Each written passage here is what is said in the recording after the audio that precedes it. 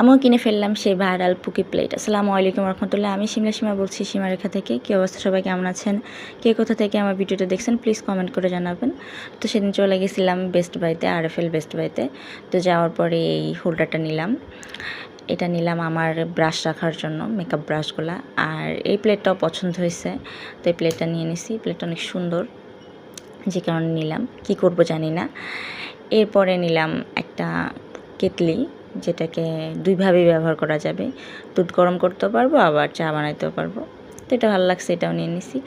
আর এই যে দেখেন, সংসার করতেছি, বিয়ে হয়ে গেছে, তারপর শাশুড়ি হয়েছি, নানিও হয়েছি, তারপরে ছোট ছোট যে কোনো জিনিস দেখার পরে মন চাই কিনে ফেলি।